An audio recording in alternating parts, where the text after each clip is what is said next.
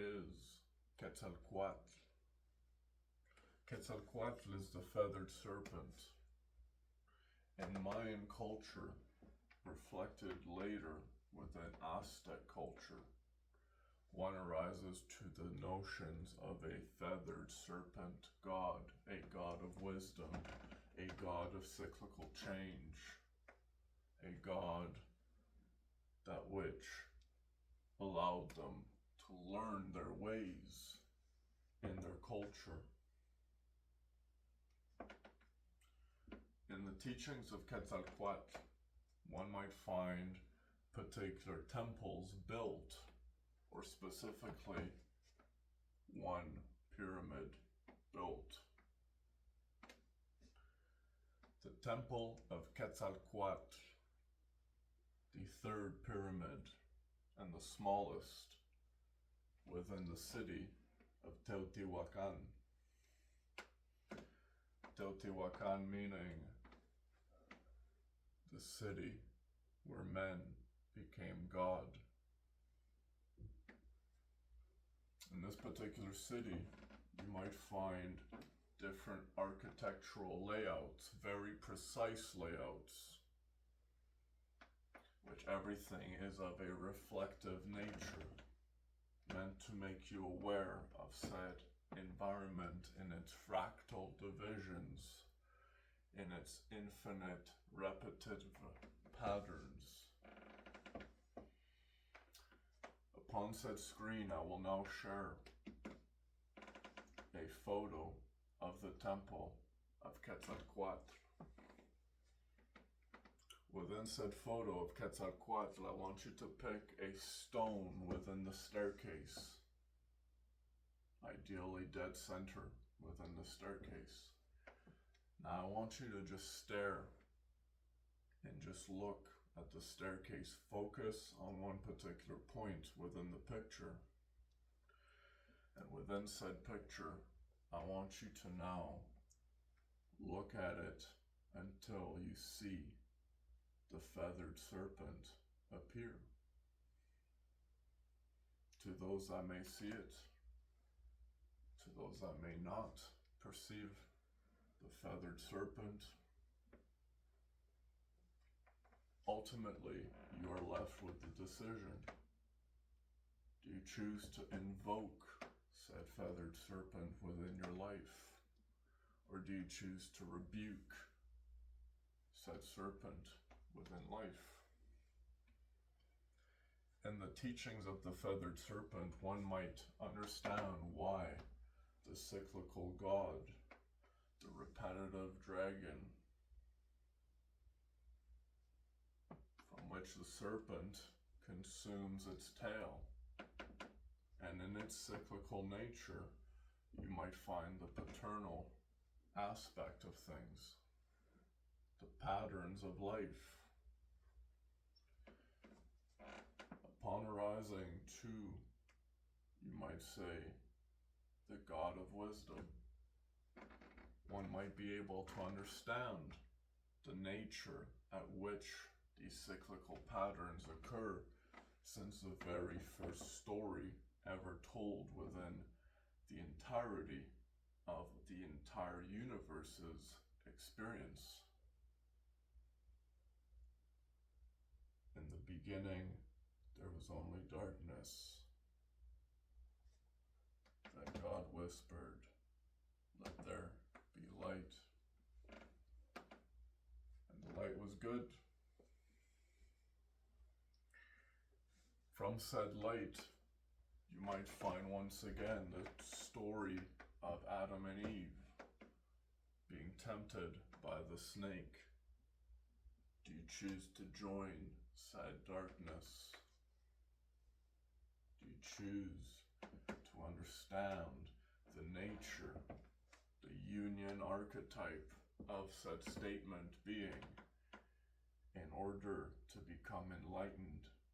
One does not become enlightened by imagining figures of light. One becomes enlightened by making the darkness conscious. The temptation will you take a bite of said shiny fruit? Beyond the temptation to acquire said knowledge, we then see man born of light, then pursue the temptation of the shadow. Throughout the entirety of all human existence, all stories, we see the child being born of good nature, the infant.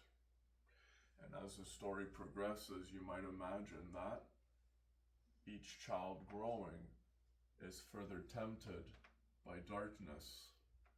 But the moment they step to said light with good intention, rebuking the darkness, no matter how many times it might tempt them in life, the serpent is always present. And the serpent is the god of the past. The god of the past, specifically for this one particular reason. You will always be tempted to return to your previous self, the darkness, that which is behind you. Now I want you to pay close attention to your eyes at this particular moment. Notice how you only see at 180-degree peripheral,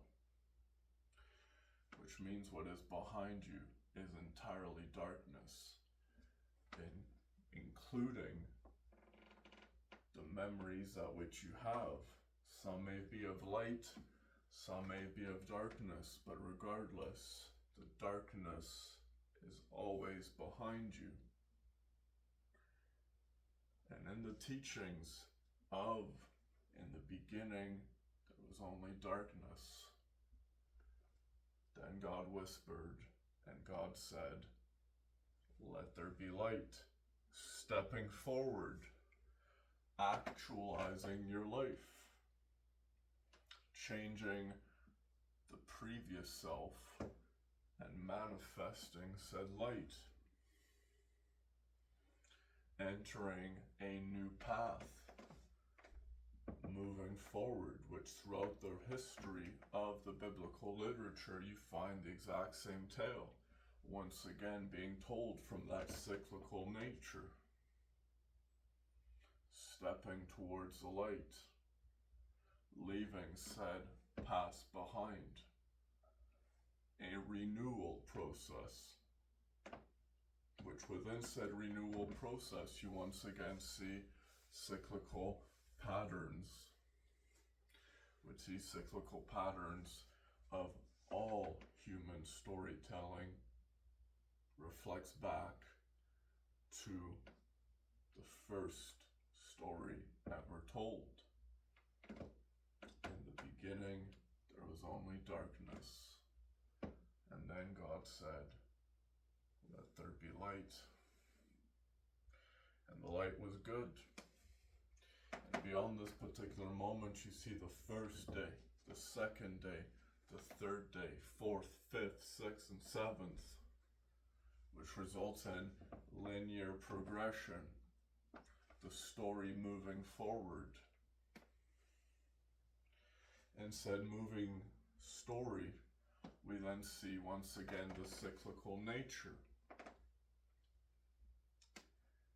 Within the story, you might find a particular end, which the end brings us back once again to the beginning.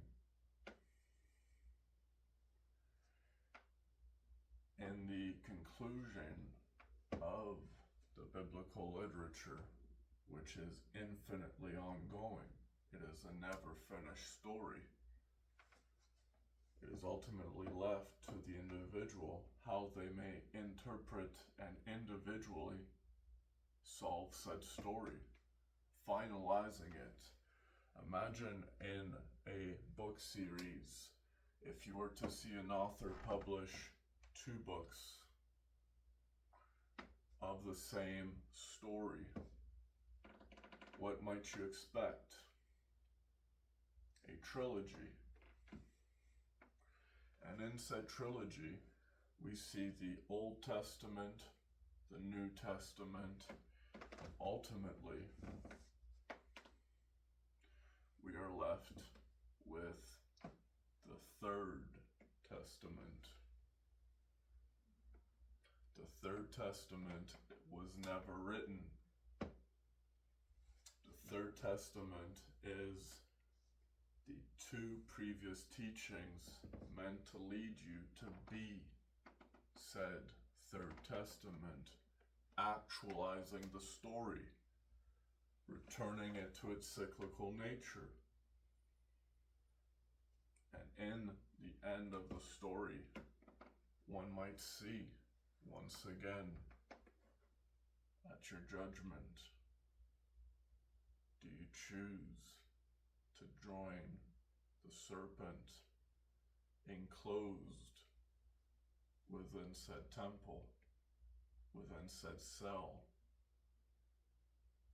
hell, you could say? Or do you choose to follow the light? Thank you.